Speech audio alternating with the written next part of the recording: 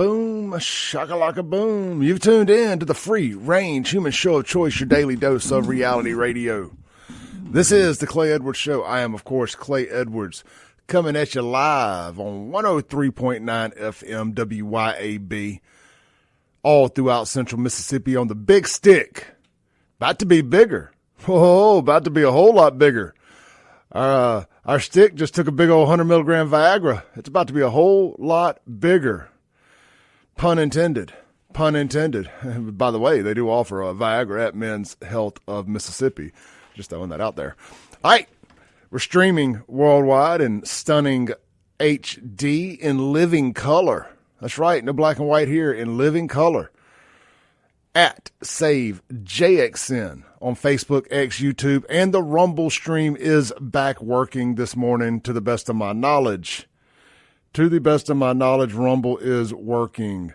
We'll know here in just a second. It takes about 20, 30 seconds longer to kick on than YouTube. But anyway, I think I figured out what I did wrong yesterday. So I do apologize to our Rumble streamers out there. There's a couple hundred people that watch on Rumble.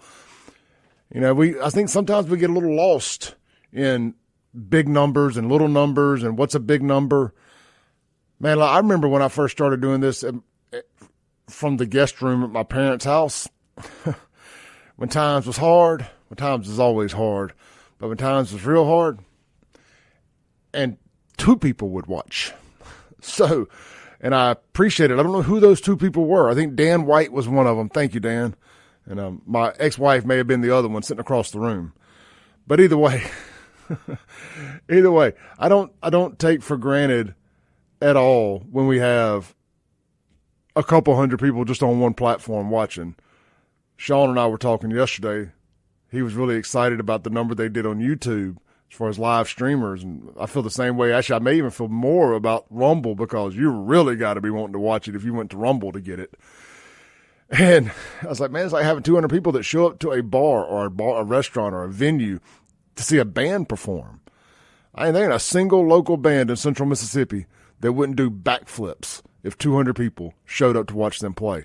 We got 200 people at 7 o'clock in the morning just on one platform listening to this thing. Heck yeah, son. I appreciate that.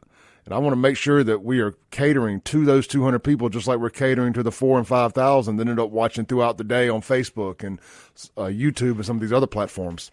So definitely want to make sure we're taking care of our folks on all these platforms. I appreciate every single last one of you that tune in. This is episode 1003 of the most incendiary show in all of America. This is the Clay Edwards Show, and I am your host, Clay Edwards. You know what I mean? We don't even count the numbers on this show when I have a guest host or I'm sick. So, you know, there's actually been way more shows in this time slot with guest hosts like Chip Matthews and Matt Bishop and others who have filled in for me if I've been sick or anything like that or out of town or whatnot. I've only taken one vacation. I've taken one vacation since I started doing this, and that was back last Labor Day weekend. Yeah, last Labor Day weekend. I went to Florida with a friend for the weekend for about 4 days, 3 nights. My first getaway in 20 years. That wasn't just like a night in New Orleans or a night in Memphis.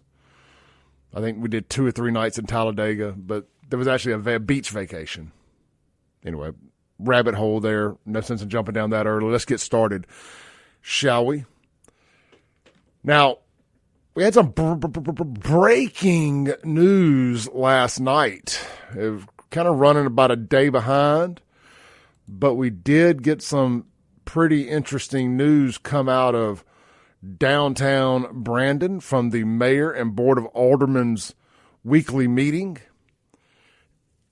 And before I jump down to that, I do want to discuss they're attempting to illegally move, to the best of my knowledge. Best I can tell, they do not have the legal powers to make this happen, but they're attempting to start the process. I ain't going to get caught up in semantics either. They're trying to move the Civil War statue, the Civil War Memorial.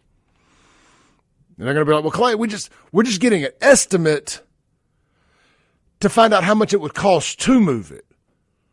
Well, I don't know about y'all, but if I wreck my car, I'm not going to get an estimate because I'm thinking about getting it fixed. Because let me rephrase that. Because I don't want to get it fixed. I'm getting an estimate because I want to get it fixed. I don't get an estimate for anything I don't want done. So I'm not going to get caught up in semantics of this wasn't a vote to move it. This was absolutely a vote to relocate the Civil War Memorial. Because that's what it is. It's a memorial.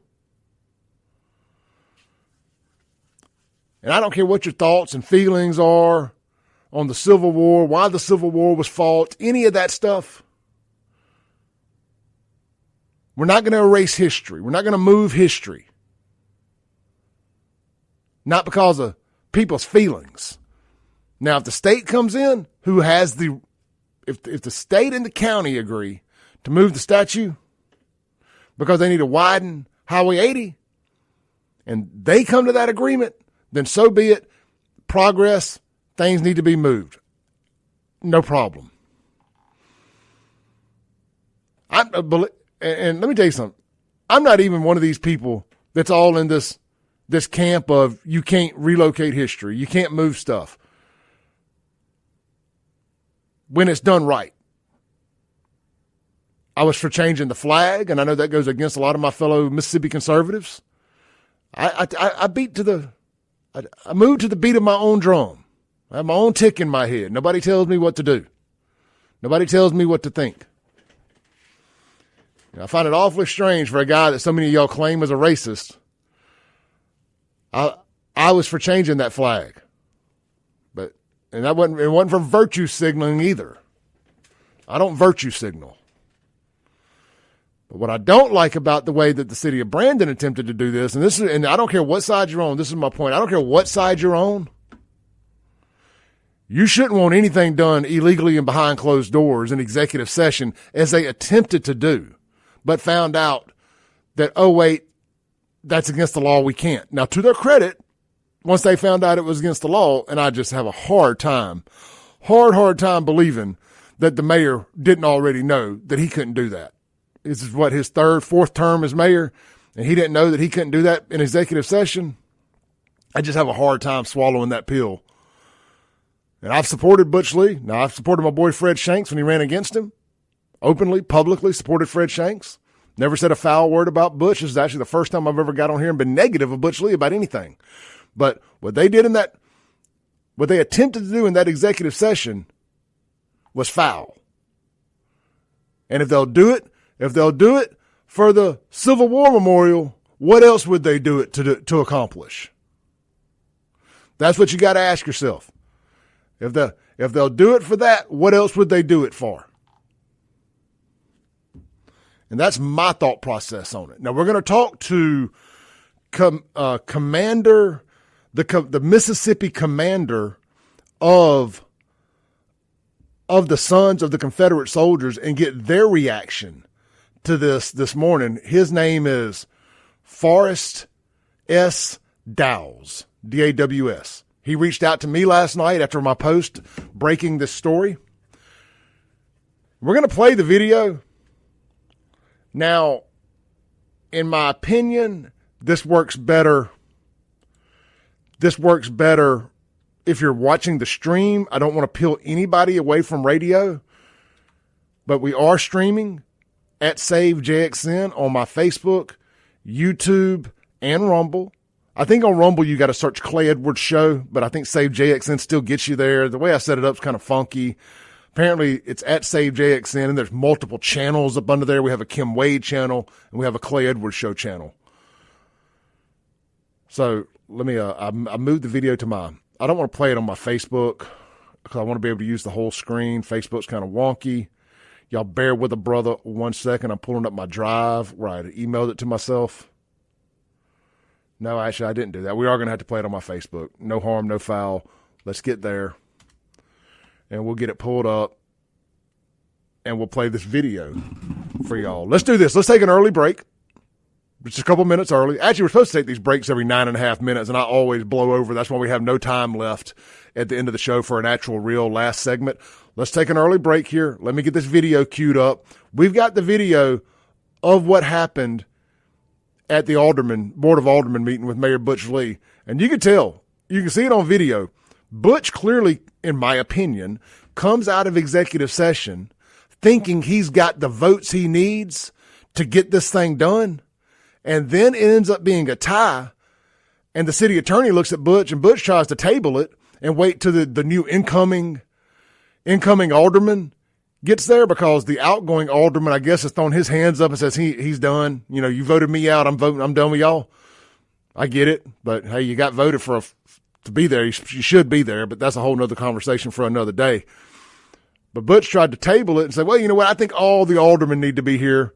And the city attorney looks at him and tells him, no, you got to vote, yay or nay. You're the tie. Butch ends up being the tiebreaker and votes to move the statue in a shocking vote, in my opinion. What will his base think of this? We're going to find out. We're going to show you the video, let you come to your own conclusion if you hadn't already watched it. This is the Clay Edwards Show. We will be right back after this break on 103.9 FM, WYAB, live in the Men's Health and Women's Wellness Studios of Mississippi. Be sure to text Clay. That's right, text Clay to 601-327-8550 for your complimentary testosterone screening today. We'll get your appointment scheduled today. If you're suffering from fatigue, decreased muscle tone, lack of energy, low libido, brain fog, or sleep disturbances, you could be suffering from symptoms of low T. Text Clay to 601-327-8550. We'll be right back on WYAB.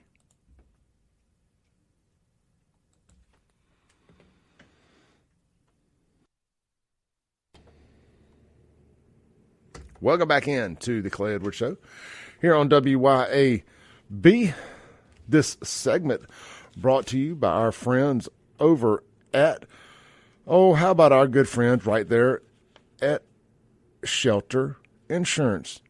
Jamie Creel, located right downstairs here from WYAB in the Cotton Exchange Plaza. He also has a office right over there next to Fleet Feet and El Cazadore. I believe that's the name of the Mexican restaurant, right on 51 in Ridgeland there. I think it's on the corner of Jackson Street. Is that Jackson Street? I call it Main Street, but I think it's Old Jackson or Jackson Street or something like that. And 51, you can't miss it. Big old shopping center, been there forever, right next to Trace Grill and all that. Man, good old folks over there at Trace Grill. Need to get them on the show. Anyhow, Shelter Insurance Agent Jamie Creel will get you taken care of. Reach out to him today, get a quote, see if he can save you some money. I keep going back to my buddy Johnny. Saved $700 a month. $700 a month. Now, he's got quite a few things, home, a couple of vehicles, 3 or 4 vehicles, a boat, an RV. So he's got a lot of stuff to insure, but man, $700 a month savings pays the payment on one of them suckers, one of those cars, that RV, that boat, part of that house. That's all. That's real tangible money right there, man. Let him see what he can save you for. And that's, let him see what he can save for you, not save you for, what he can save for you. And who knows, man, you take that money, put it aside, live on it. Cost of living's high right now. You know, we're still coming out from under the Joe Biden era. You know, 100 days, 200 days ain't enough time to get the ship back all the way right. It's going to take a little bit of time. It may take a year or two to get prices back down. I mean, I paid $2.79 a gallon or $2.74 a gallon or something like that this morning for gas on my way in. Now, I got gas right by the interstate there at Airport Road because there's only so much that's open before 6 a.m. So, you know, but it was that racetrack. They usually got pretty affordable gas there. So gas is kind of still waffling a little high. I guess that's with things going on over in the Mideast. Who knows? But save some money so you can afford gas by letting Jamie Creel, Shelter Insurance, see what he can save for you. Get a quote today. Google it. Shelter Insurance Agent Jamie Creel. That's Creel with 2 E's. Good folks. And he's my insurance agent. I can't co-sign on somebody more. He's somebody I use. All right, let's jump back into it. We got the video queued up here of the Brandon Board of Aldermen meeting. We're going to be starting at around the 38-minute mark. Now, something's kind of weird. Now, I had to screen record this because I was watching it on my phone, and then I pulled the same meeting up online, and it wasn't the same meeting. It was weird. They were wearing the same clothes and everything, but it did not time up right, and I could not find this. So I don't know if they've possibly removed it from their YouTube and loaded up something else or something funky. It could have been a Clay error, not a them error, but I was able to retrieve the video by pulling it up on the Brandon, Mississippi YouTube channel on my phone. But I had the same thing pulled up on my desktop and wasn't getting the same result. Really, really weird, but whatever. We got it. This is around the 38-minute mark of the meeting, and you can always go back and watch this if you're driving and want to watch it. And I implore you do, because the look on Butch Lee's face when he realizes he has to make the tie and vote is pretty priceless, and I think speaks volumes for what he was expecting to happen versus what did happen. And let's play it, shall we? Let me make it a little bigger here. All right, here we go. All in favor say aye. Aye. All opposed, like sign. Yeah, the second is to approve a proposal for professional services proposal for structural engineering services with regard to Site assessment. Phase 1 site assessment, is that what you call it? Yeah, that's close enough. For structural engineering services for monument relocation. Uh-huh. Okay. All right. Is there a motion to approve? Motion to approve. All right. And discussion. All right, we got a motion to approve, got a motion and a second. All in favor say aye. Aye. Please raise your hand. Three. All those opposed? Three. Now here is where he found out it was a tie. And this is where it gets real interesting, because I believe that he came out of executive session believing that it was going to be a clean sweep here, or he at least had enough votes to get it across the finish line, because only the mayor determines what motions get put on the agenda to be voted on. So he put it on there anticipating a vote to vote on this. He didn't get caught surprise because somebody else put this on there. He put it on there. So you have to assume that he did that with anticipation, with the expectation that he had the votes, especially once it came out of executive session and realized he couldn't do it behind closed doors with the cameras off.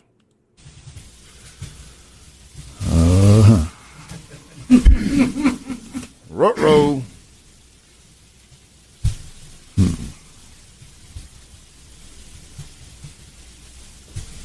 Well, board, feel pretty strongly about this.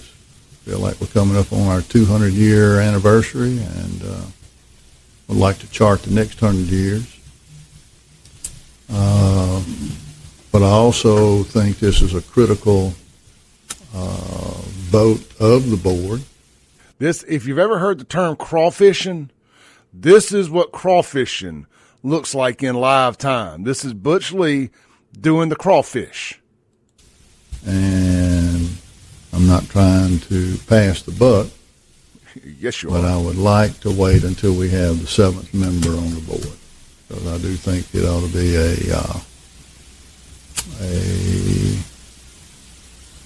total representation of the city. Well, if we're to believe that, why didn't you wait to bring the motion forward when you had the seventh member there to begin with? If it's such an important vote that you thought that the seventh person needed to be there, why did you have the vote without them there? No, I know I could do that. I could cast the vote right now and break the tie, but I think I would like. Well, you have to cast the vote to break the tie. So this is the city attorney, Mark Baker, telling him, you don't get to sit this one out. You got to cast the vote. I'm going to run it back just a few seconds so you can hear him say that uninterrupted. Yeah, I could cast the vote right now and break the tie, but I think I would like. Well, you have to cast the vote to break the tie. You got to cast it one way or another. And right here is the most awkward stare off. If you're watching online, I got it paused, but I could have just left it playing, because he's like, what the F? Sorry. I mean, Butch is just All right. If looks could kill, Mark Baker would have died right there in his seat. Then I'm going to cast a vote to say aye, so we can explore this and see where it leads us. It's a step one of a multi-step project, and we'll see where it leads. See, this is them trying to let you know that, now, look now. This ain't us trying to move the statue. This is just step one. It's just step one, guys. Who knows where this leads? Who knows where this ends?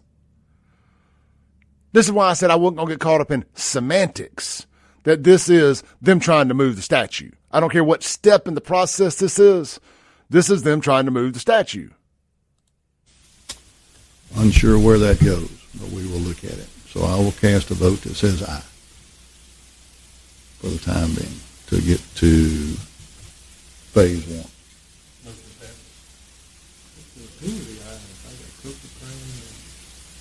Farris. That's right. It passes. For this phase.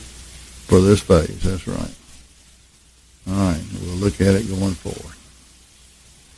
All right. All right, so Okay, boards. So if you want to know who the yays were, the people that voted to move the Civil War Memorial statue from downtown Brandon to the Civil War Cemetery right there in downtown Brandon are Lou Coker, Bebe Crane, who I do not like, David Farris, and Mayor Butch Lee.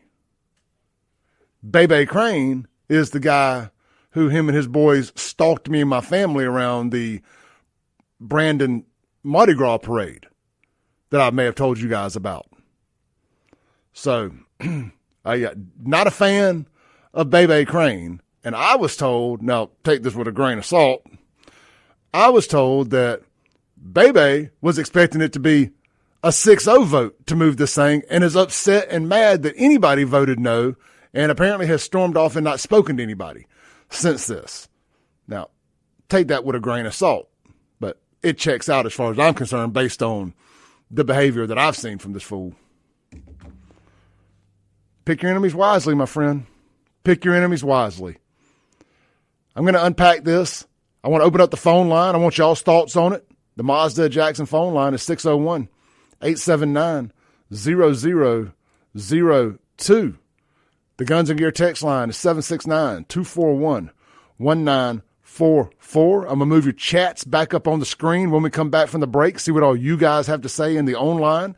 We're streaming at Save JXN on Facebook, X, YouTube, and Rumble. And, of course, pumping across the airwaves on the big stick. 103.9 FM WYAB. This is The Clay Edwards Show.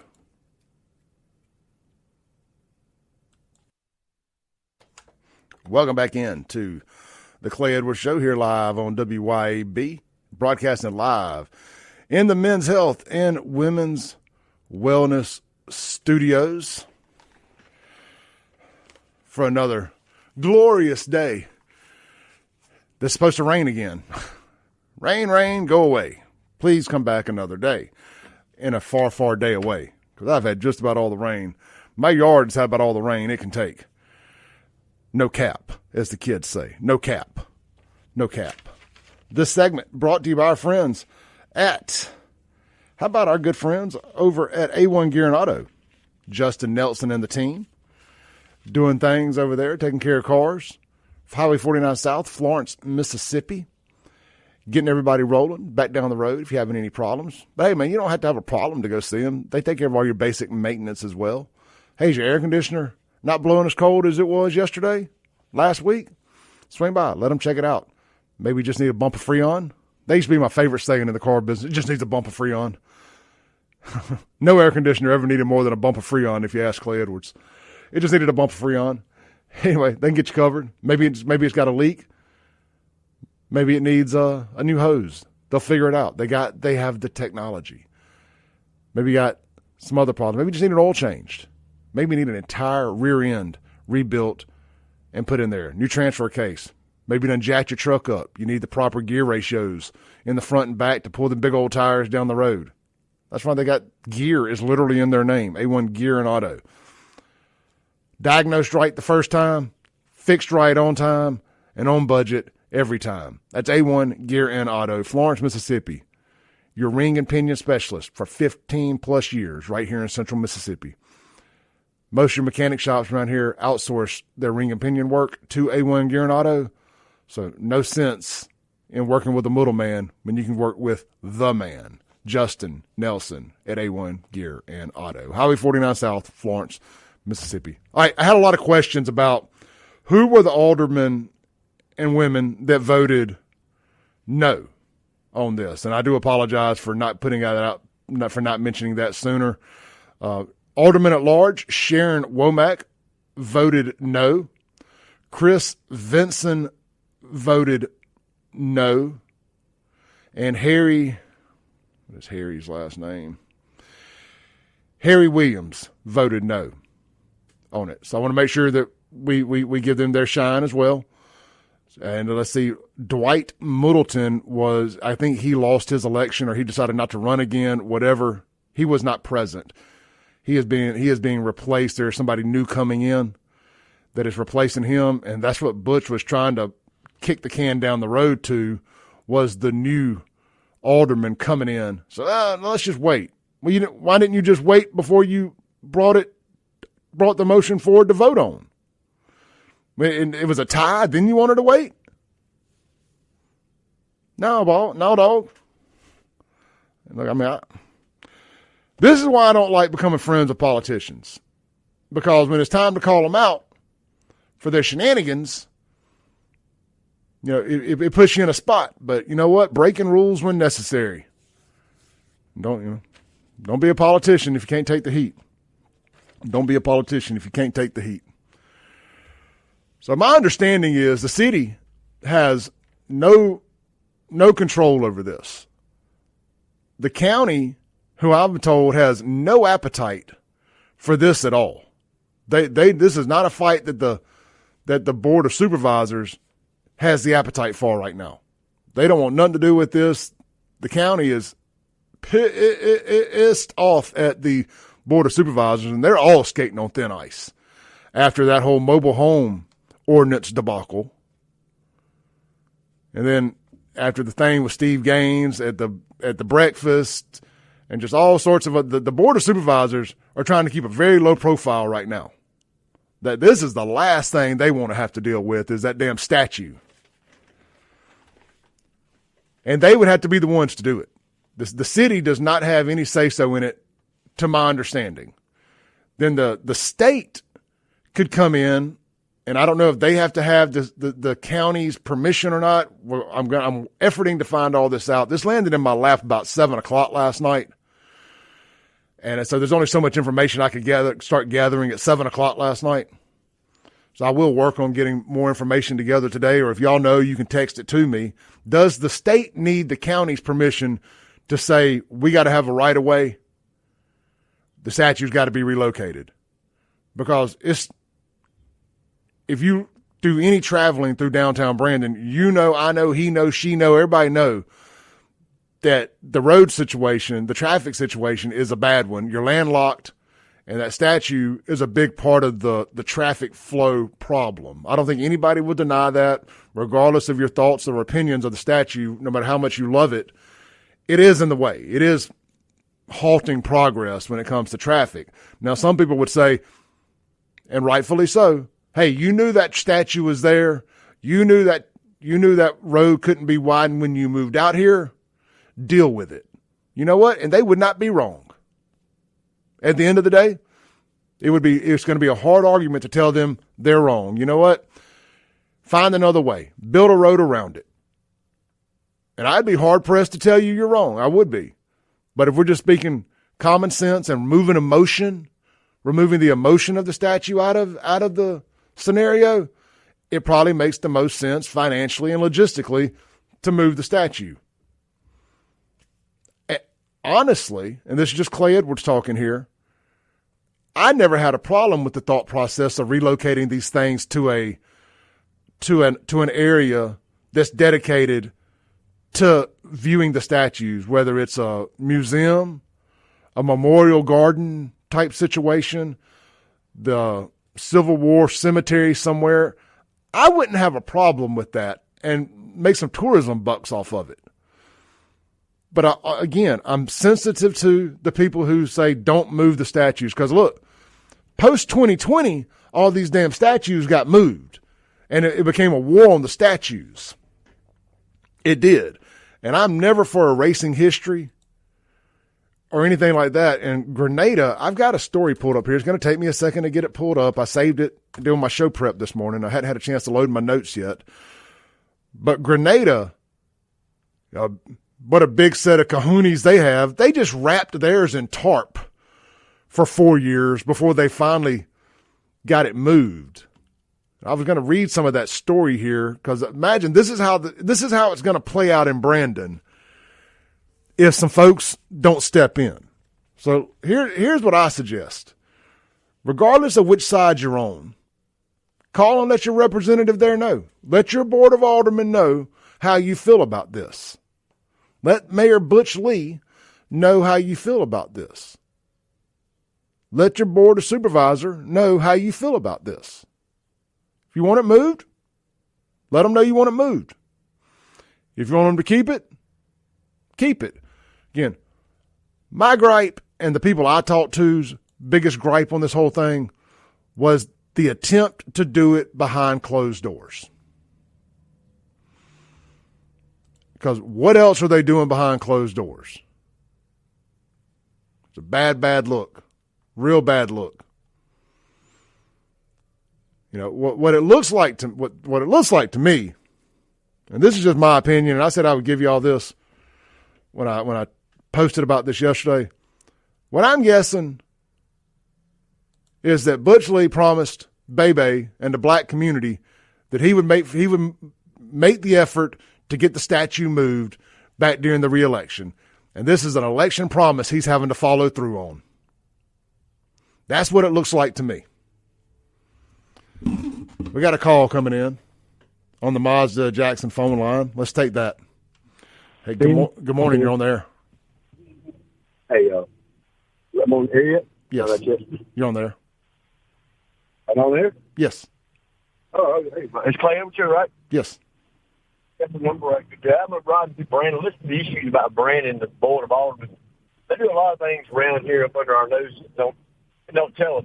The state is notorious for doing things under our noses without telling us. I heard Clay speak a couple months ago about privacy. You can't drive around anywhere. You get smart cars, your phones. You can't go anywhere without your privacy. But I'm going to give y'all a little hint. Everybody in the state of Mississippi, if you want to go around, ride around right now in privacy without the state or your local alderman knowing it, everybody's car tag has a barcode on the right side of it. Second to the right letter on the right side, two little squirrel-looking colored lines. Those are barcodes that was added by the state. And all the little tag scanners all over the poles, 5 or 6 on the police cars everywhere, they scan that barcode that tells them what products, what car it is, or who's inside. You're going to ride around in privacy in the state of Mississippi, take a screwdriver and scratch that damn thing off your tag. That way it'll take a deer ran by and you'll get your privacy back.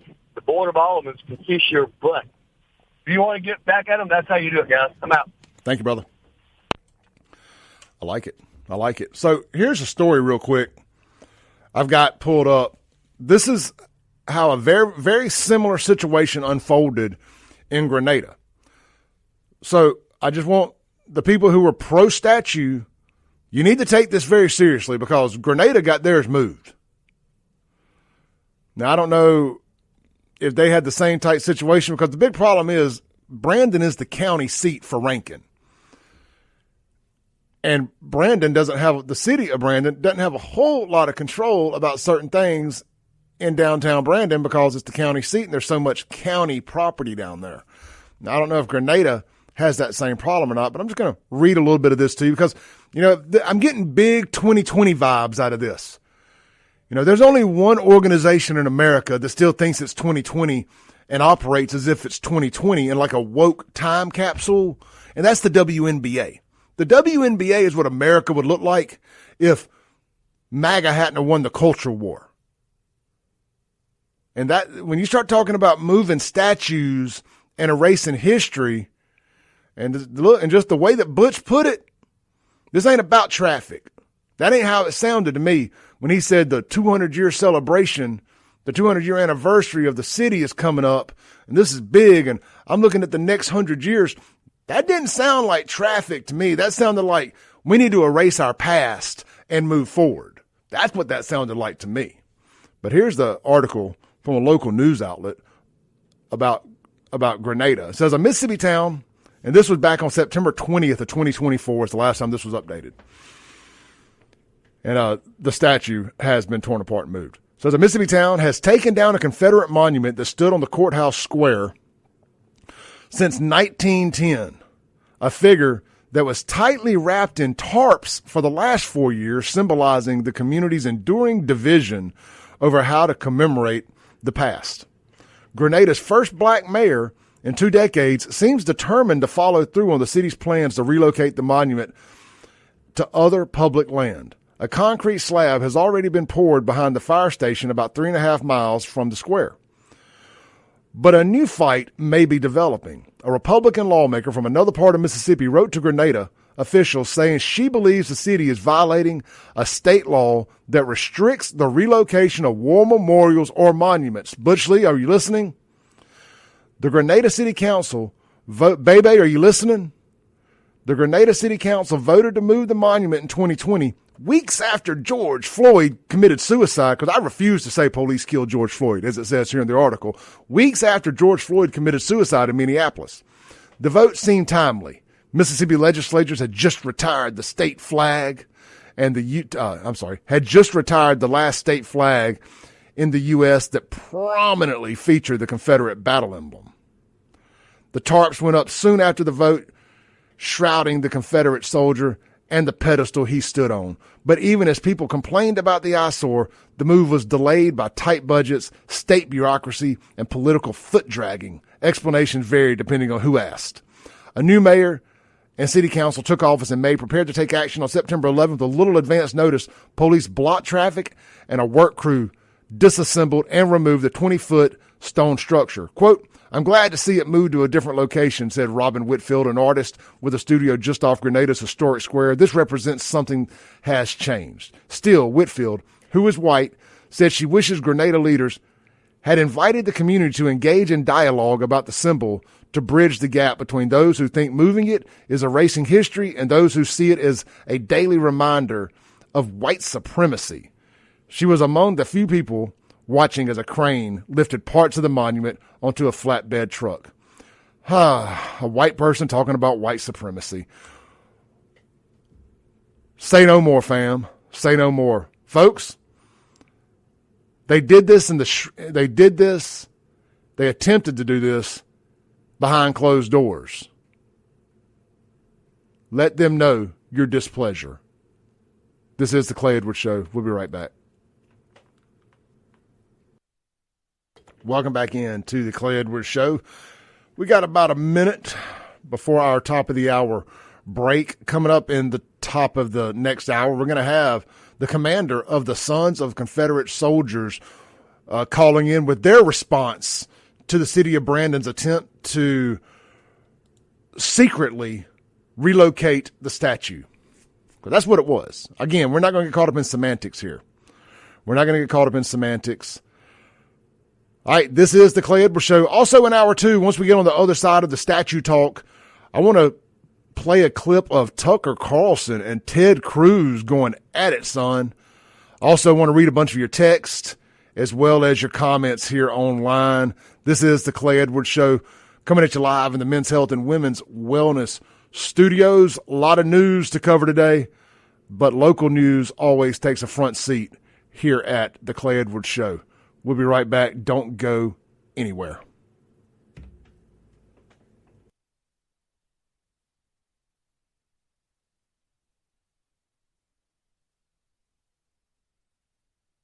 All right, guys, y'all don't go anywhere.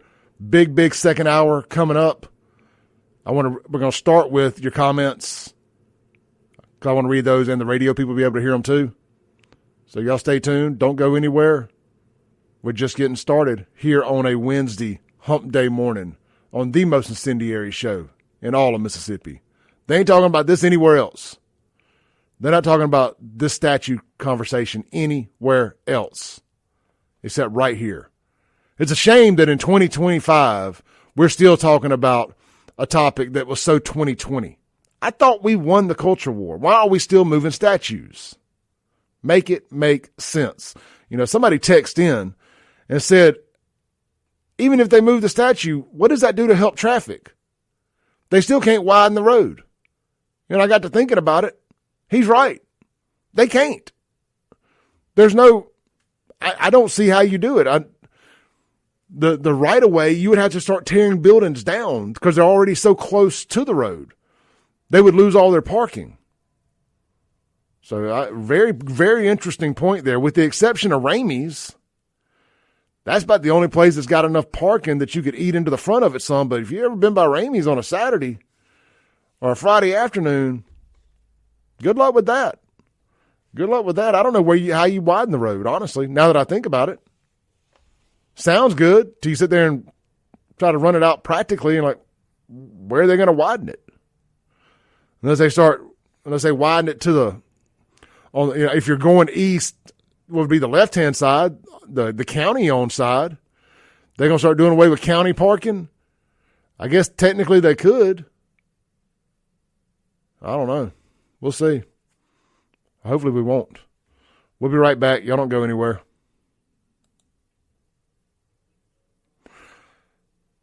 Screw it. I'll stay on and chat with y'all for a minute. Let's read some of your chats. I don't really have anything to do. Chris says, Jonathan said Chris made a good point, so let's read it. Says, some of y'all believe that the mayor of Brandon or any other Rankin County's cities give a damn about what their black residents think. He's deflecting. Oh, I tend to agree somewhat. I think this was an easy that Butch didn't think he was going to have to vote. He just brought forward the motion and let it do what it was going to do. He didn't think he was going to have to vote. And he got caught with his pants down. Pretty interesting to watch. I mean, it really was. Really interesting to watch. William says, I don't think the city cares about anyone, regardless of skin color. I've had a lot. I think the statue is different. I really do. Debbie says, sad day for Rankin County. John, watching on YouTube, says, Ivy's memorial would pull way more people than the Confederate monuments. I'm reading these backwards, so I'm not sure what Ivy's memorial is. As people are asking about the statue, Sandy Burke says the statue is a war soldier memorial, so we will forget about the war and those that passed during the war. Well, that's what they want you to do. They want to continue on with this narrative that the Civil War was 100% fault so whites could keep slaves. And that is not the only thing the Civil War was fought about. But that is the narrative they like to push, because anytime you can dangle a race carrot in front of a certain group of people to get stuff done or to get things changed or to get sentiment. Oh, we got to come back from the break.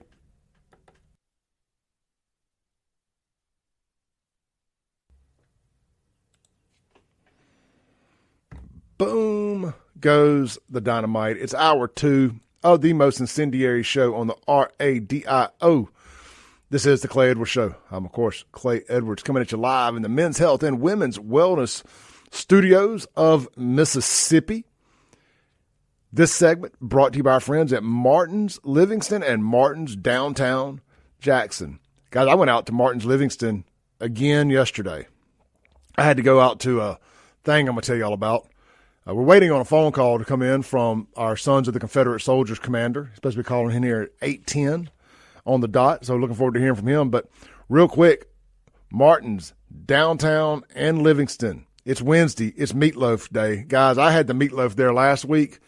I've had the meatloaf there a lot. The meatloaf and the country fried steak have been my go-tos at Martin's, and you can't go wrong. Today is Meatloaf Day at both locations. But look, Martin's has got a lot of really good live music coming up. Who likes Metallica? I like Metallica. They got a Metallica tribute band, Hardwired, coming on July 18th. Here's another one. I don't even know if it's been announced publicly yet or not, so we're going to announce one right here, right now. I was out with the folks at Southern Sky Medicinal Marijuana yesterday, Southern Sky brand, Southern Sky Wellness, and I got tipped off on a big event coming up. Tickets are going to go on sale here soon. Friday, August 8th, Martin's downtown, presented by Southern Sky Brands. It's Blues Night 2025 with Jim Belushi of the Blues Brothers, with very special guests Sherman Lee Dillon and the Bailey Brothers, two phenomenal acts here locally. Phenomenal. Sherman Lee Dillon, legend. My boys over there in the Bailey Brothers, phenomenal talents. One of my favorite restaurants in Rankin County, really the whole area, Nana's Cafe right there on Highway 80. Down, it's in Pearl, but it's down closer to the Cross Gates area, down close to Walmart, is ran by the Bailey Brothers and their family. So check them out if you're out in the area. Good plate lunch over there. But Jim Belushi of the Blues Brothers with Sherman Lee Dillon and the Bailey Brothers, Friday, August 8th, Martin's downtown. Tickets go on sale, I think, July 1st, or that first weekend in July. So you'll have about 5 weeks to buy tickets. Sure to be a sellout, but it's going to be an awesome event. Looking forward to being down there for that. Going to be a great one. They got the Metallica tribute band coming up on July 18th, and so many more. They got that Ozzy. They had that Ozzy and Def Leppard back 1983 tour tribute thing coming up. That's going to be awesome. Yeah, here it is, the Blizzard of Randy. It's the Blizzard of Oz tour from 1982 or 83 that Ozzy and Def Leppard did. It's an iconic tour in rock and roll lore. That's going to be Sunday, July 27th. It's going to be an early show. Doors open at 7. Plan to get by there and see that. That features members of Bang Tango, the Eric Martin, the Mr. Big Band, Great White, a guy that was in CeCe DeVille's solo band. Got Oz Fox, Striper, Randy Rhoads member. I mean, this guy, a member from Dokken. I mean, this is a very, very professional band. Going to be awesome to see those guys. So mark your calendars. A lot of good stuff coming up at Martin's Downtown. You can follow them at Martin's Downtown JXN on Facebook. Martin's Downtown JXN. That Metallica tribute band is going to be a good one also. Really excited about that. All right, so like I said, we're waiting on a phone call. Now, let me shoot this fella a text and see if he's ready to call in, because I would like to get this rolling. Let me see here. He said the number. Oh, I did give him the wrong number. Crap. 601-879-0002. I told the guy 979 last night. That would be my bad. We were texting at around 9:30 last night, so oopsie. So your boy was already well on his way to dreamland by the time I took that text message and scheduled that call. All right, we got the phone call coming in now. Let's see here. Hey, brother, you on there? Good morning. Good morning. Appreciate it. Sorry, I fat fingered that number when I texted to you last night. I just called a friend. I said I think I transposed one of the numbers incorrectly. It was me. We've got Forrest S. Dows, commander of the Mississippi Division of the Sons of Confederate Soldiers, here on the Mazda of Jackson phone line with us this morning. And Forrest reached out to me last night after I uploaded the video and the information I had about the Brandon Board of Aldermen meeting and the mayor and them voting to begin the process to relocate the Civil War Memorial. And he reached out and asked could he come on and tell their side of things. And I said, absolutely. And so I'm going to pass the mic to you, my friend. Tell people what you want to get off your chest. Well, thank you very much. First of all, I am Forrest S. Dawes, and I'm the newly elected division commander of the Mississippi Division Sons of Confederate Veterans. And we are firmly against any attempts to relocate the Confederate monument that is located in the city of Brandon. I guess the first thing I want to point out is that the monument is owned by Rankin County and not the city of Brandon. So that municipality doesn't have the authority to relocate that monument one way or the other.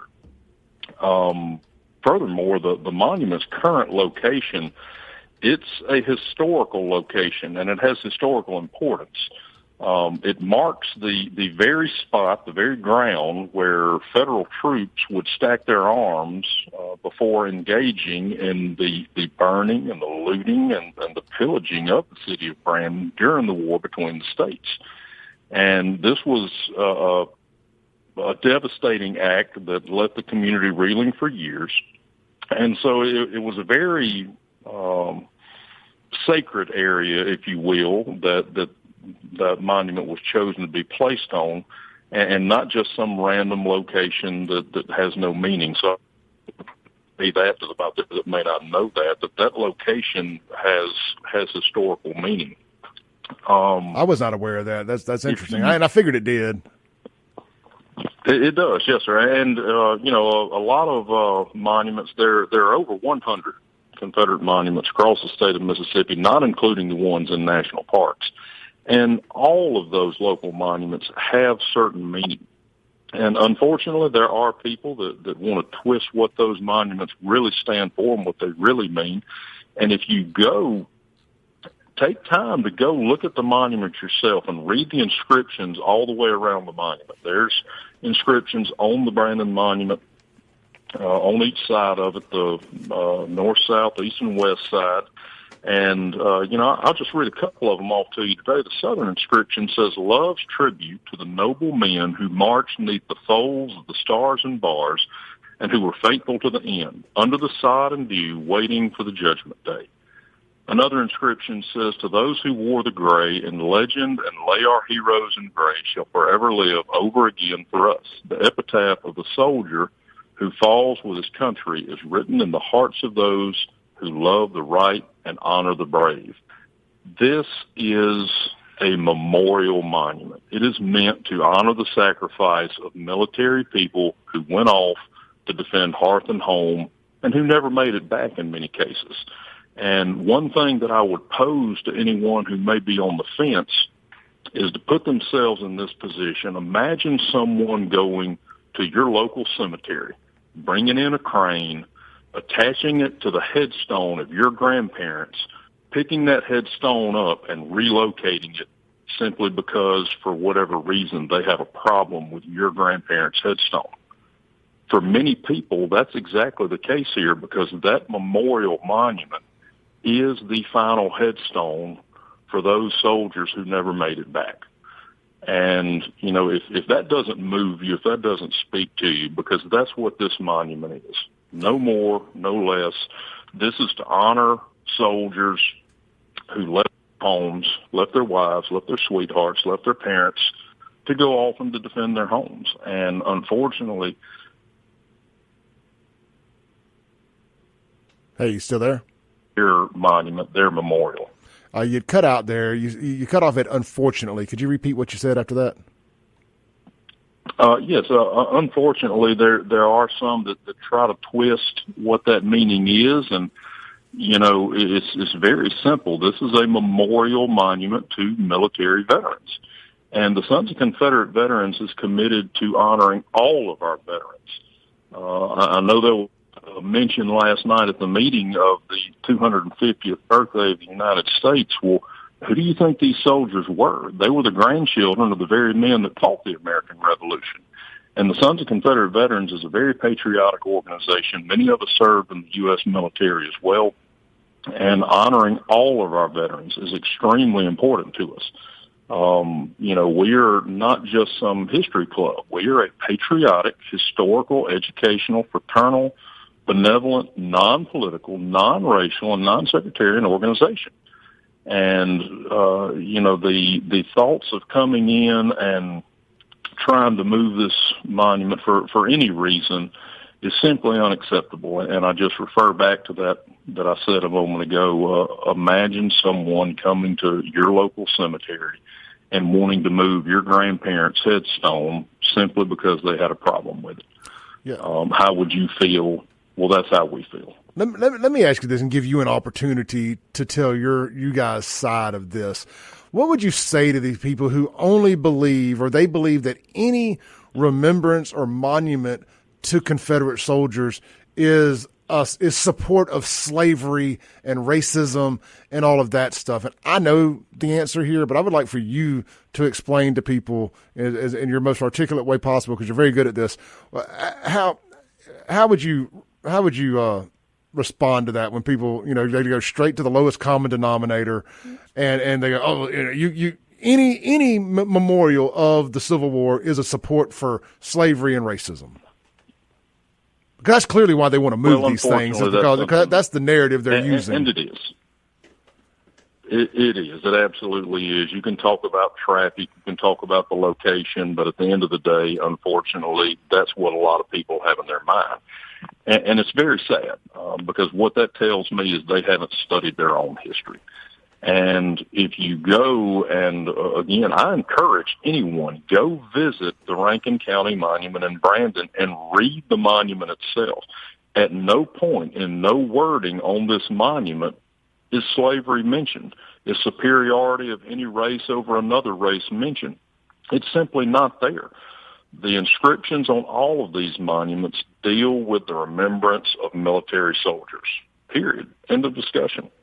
When you talk about that false narrative, when you talk about slavery, when you talk about racial inequality, again, pick up a history book, do your own research. Don't regurgitate what's been told to you by someone who was also uneducated on the matter.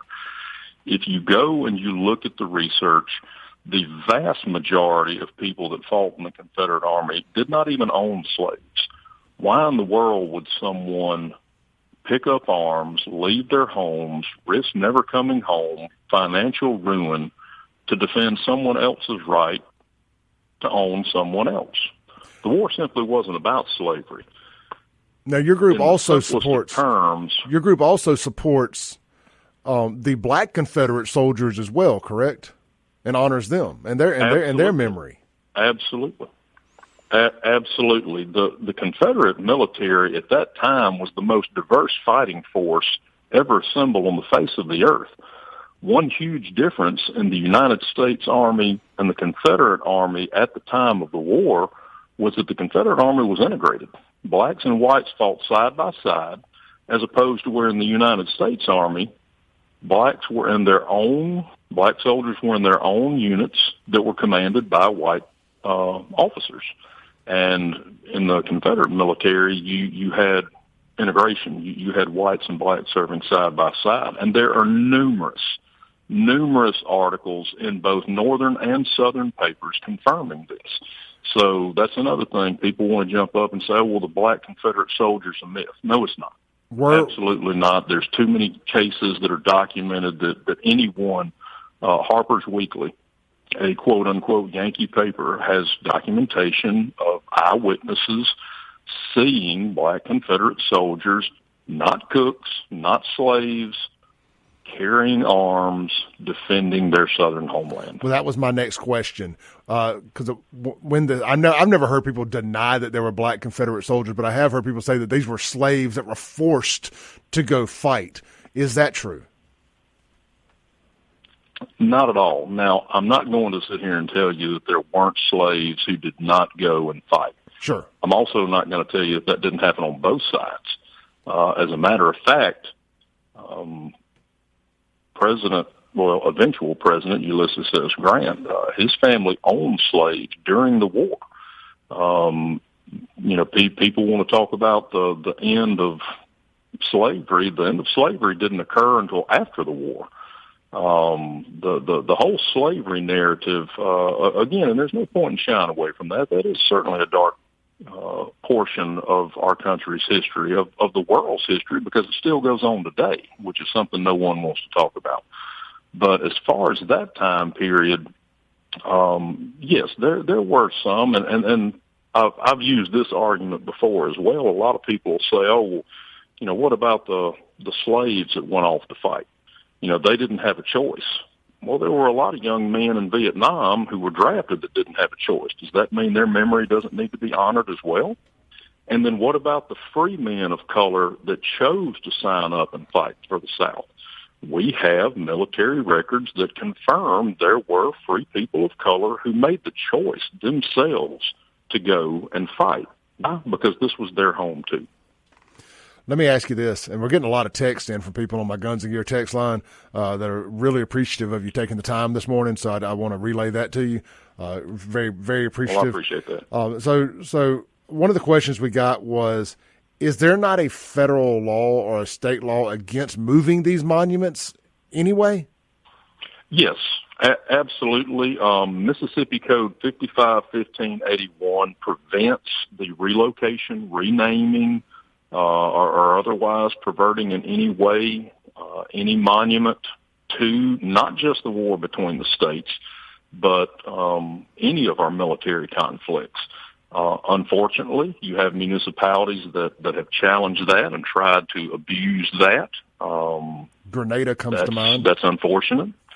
Grenada does come to mind, and there is a court case that I won't go into detail in right now, but there is a court case that is pending on that because Grenada stepped in and tried to circumvent that law, and unfortunately, that's the result of that action. But just to quickly read, Mississippi Code 55-1581 does say none of the following items, structures, or areas may be relocated, removed, disturbed, altered, renamed, or rededicated. Any Revolutionary War, War of 1812, Mexican-American War, War between the states, Spanish-American War, World War I, World War II, Korean War, Vietnam War, Persian Gulf War, War in Iraq, or Native American War statues, monuments, memorials, or nameplates which have been erected on public property of the state or any of its political subdivisions. Now, that's an important distinction right there. Most people need to go back to civics class. Any municipality within the state of Mississippi is a subdivision of our state government, such as local, municipal, or county-owned public areas, and any statues, monuments, memorials, nameplates, schools, streets, bridges, buildings, park, preserves, reserves, or other public item, structure, or area of the state or any of its political subdivisions, such as local, municipal, or county-owned public areas, which have been dedicated in memory of or named for any historical military figure, historical military event, military organization, or military unit. So, yes, to answer that question, that's a long way of saying it, but I literally just read the law off. Mississippi does have a law protecting those monuments. Forrest, I want to read a text to you we got from a black listener this morning, and then we're going to have to land the plane here. It says, Clay, as a black man, I feel that all history should be kept, dark and light, instead of removing it because of perception. It should remain and serve as a reminder to where we want to go. You cannot wash away those lost, though you cannot wash away those that lost their lives, black or white. And I think that is a great way to put a bow on this. How would you recommend people go about voicing their displeasure over this move, Forrest? Well, right now, we as an organization are planning on releasing an official statement. As far as individuals, I encourage anyone to get involved in civic government. We do have a website that offers information that people can go to if they want to do further research. But at the end of the day, a lot of people, again, they mean well and they don't really know where they need to go. Contacting your local representatives, whether it be your alderman or your mayor, is certainly an option for those people. Myself, as an organization, and as the leader of this organization, I plan to we've gotten it out there. We put our response out there. Now the ball's kind of in their court. We're going to see what they do. And if they decide to push the issue, which, as I started this conversation off with, they don't really have the authority to do that. But if they do, then we will probably encourage people to get out there and contact and let their feelings be known in a respectful manner, of course. But let them know that this is an important issue to them and why it's an important issue. I appreciate that gentleman's response, and I completely agree with him. And what I would say to those people is it's all history. Yep. Southern history is American history, and there are other portions of American history that people will go after if we let any of our history go. Forrest, how much longer will it be before someone comes and attacks something else? I'm at a hard break, brother. I got to take it. Thank you so much for taking the time this morning. We'll be back in touch with you. Yes, sir. Appreciate it. Have a blessed your day. Help. Thank you. Bye-bye. We'll be right back on the Clay Edwards Show.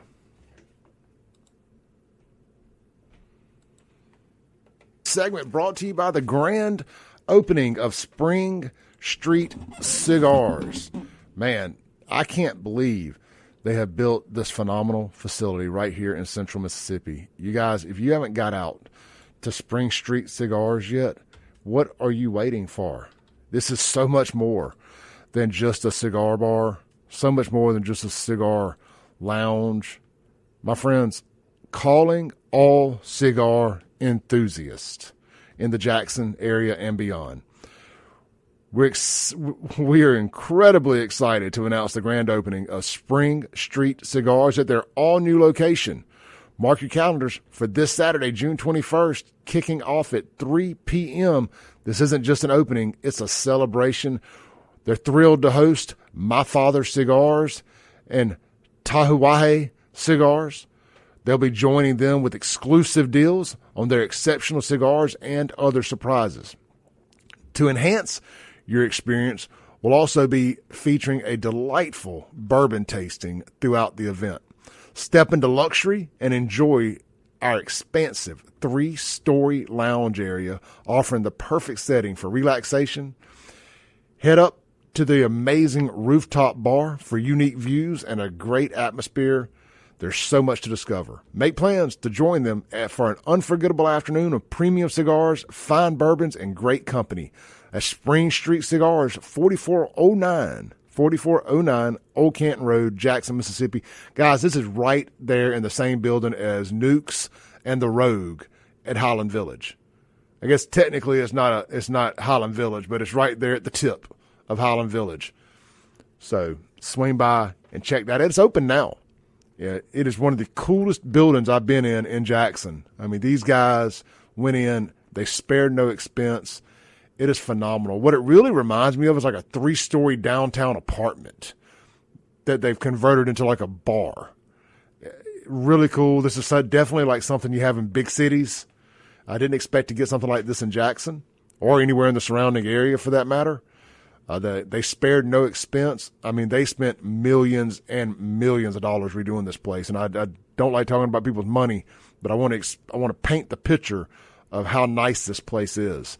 Swing by and check it out. They're open now, but the big grand opening is this Saturday, starting at 3 p.m. right there at Spring Street Cigars next to Highland Village in the same building as the Rogue, Clothiers, and Nukes. All right, man, lots of engagement during that phone call with Forrest Dows of the Sons of the Confederate Soldiers.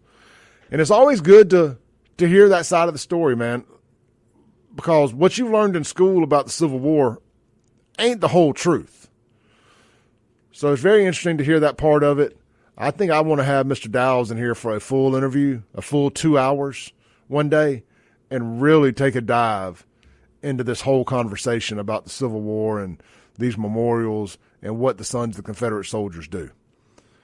And look, I'm not a Confederate flag waving guy. I never have been. I've never owned one. That ain't my hill to die on. But I love history, accurate history, not the liberal world order version of history. And I love Mississippi history. Even the stuff I disagree with, I love learning about it. So you're never too old to learn the truth. I implore some of y'all, put forth a little bit of effort and decide to start learning the truth. Now, we got to take another break real quick. I hate to do this to y'all, but I blew over big time there, trying not to interrupt Mr. Dows with a commercial. Let's get back on schedule. Don't go anywhere. This is the Clay Edwards Show. We'll be right back on WYAB.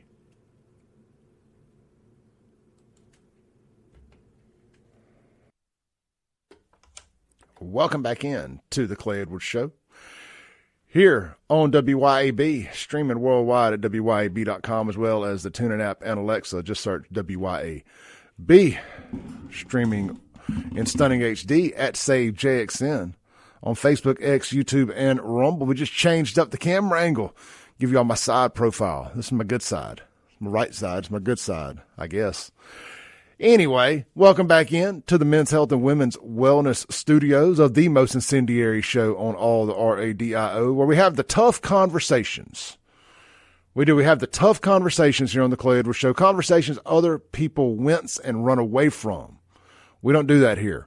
A fella that I have a lot of respect for has chosen to come in here into the studio this Friday at 7:30 a.m. He'll be here live in the studio. He could be your next governor. He could be my next governor. He's our current agricultural commissioner. That's Andy Gibson. That's right, Andy, making his first appearance in the studio for an interview. We've done a couple phone interviews over the years. We will be here live in the studio this Friday for a full hour, 7:30 to 8:30.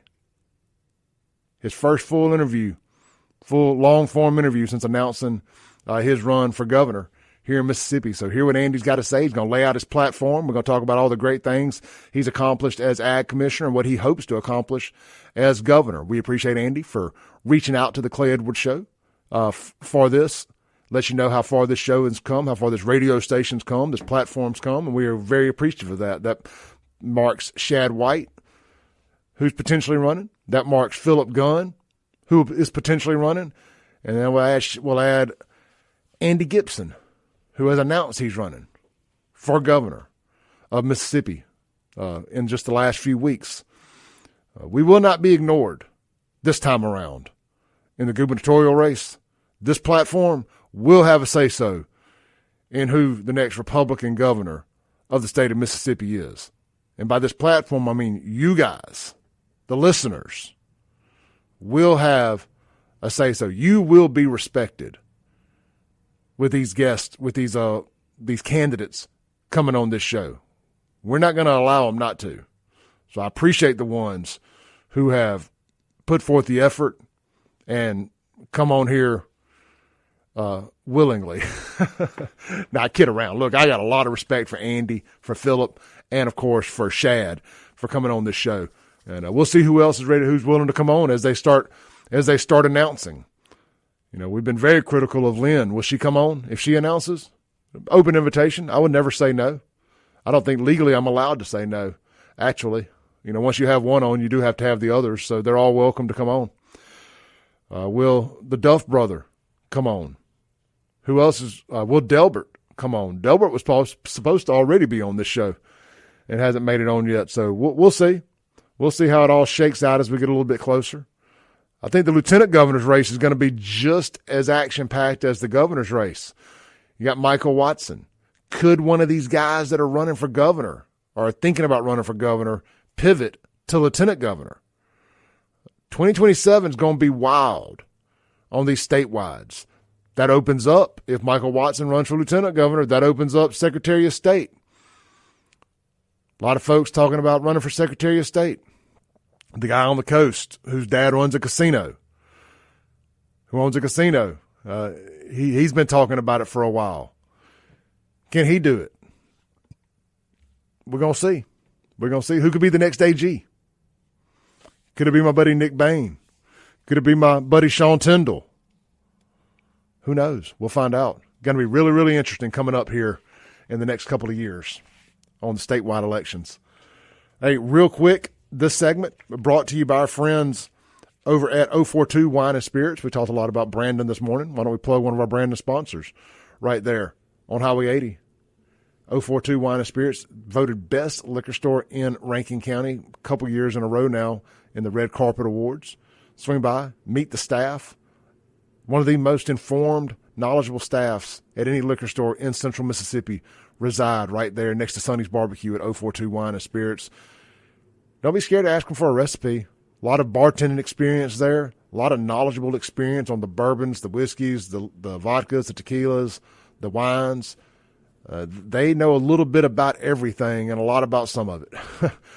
Stop by, see them today for your favorite spirit or wine. That's 042 Wine and Spirits. Downtown, well, not downtown, but Crossgates, Brandon. 042 Brandon, Mississippi. It's in the name. 042 Wine and Spirits. All right, man. Ted Cruz.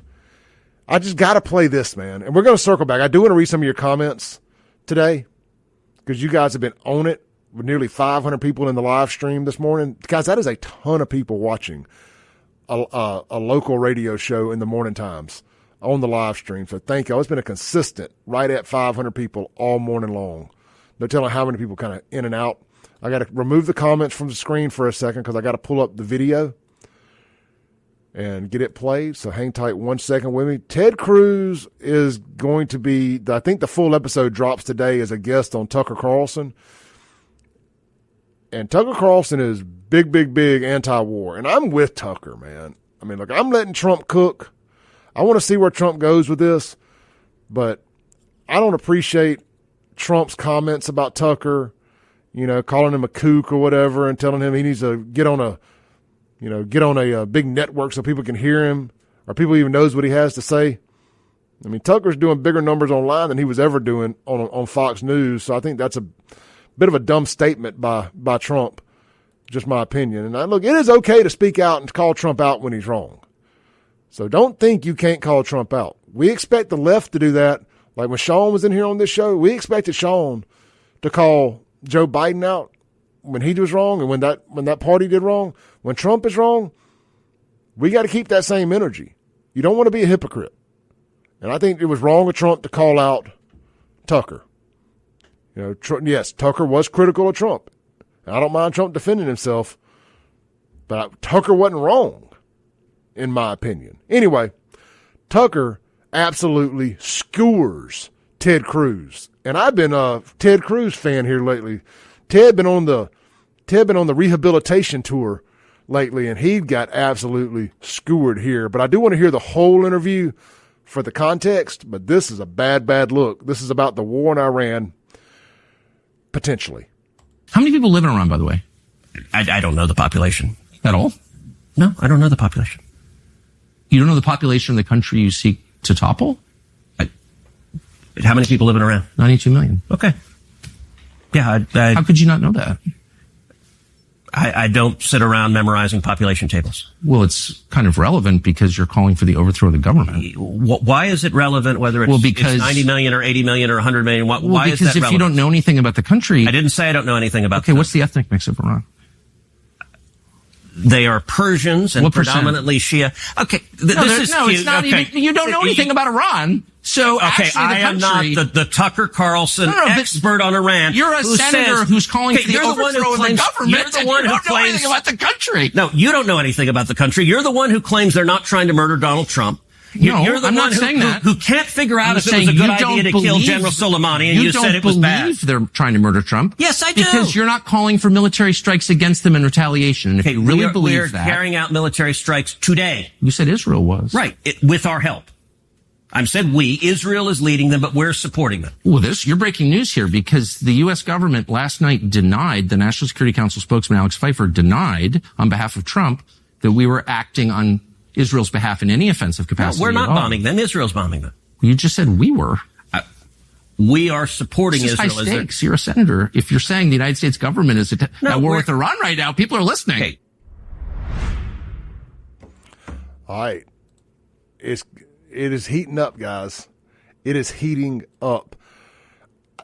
I don't think we're going to be at war. Maybe wishful thinking on my end, maybe. I don't think we're going to be at war. I just don't. I don't think we have to. I mean, what do y'all think is going to be boots on ground? Now, if we go in to have to overthrow the government and spread this democracy that we love to spread around the world, if we're talking about regime change, yeah, we're going to end up being boots on ground doing a regime change. There ain't no way around it. And we don't want that. We don't want that smoke. Don't get sucked in with them telling you that we got to go send our folks over to die for Israel. No, we don't. No, we do not. Circling back to the gubernatorial conversation, also Gerard Gibert. We've already spoke to Gerard on the show. I want to mention Gerard too. I hadn't heard his name brought up a lot lately concerning the gubernatorial race, but last time I talked to him, he was pretty well pretty deep into thinking about doing it. So we'll see what shakes out with Gerard. I think once Gerard rolls out his campaign, if he chooses to do it, Gerard is going to put off big Donald Trump, Mississippi Donald Trump vibes. People always say we want a Mississippi Trump. Gerard has got the chops, he's got the experience, and he's got the money to be just that. So we'll see. We'll see. Now, Tommy Duff has got more money, but does he have the charisma to be a Mississippi Trump? I don't know. Don't know anything about the guy other than he's a billionaire. So we'll see. Also, I need to make a correction. It's Sons of Confederate Veterans. I've been saying Sons of Confederate Soldiers.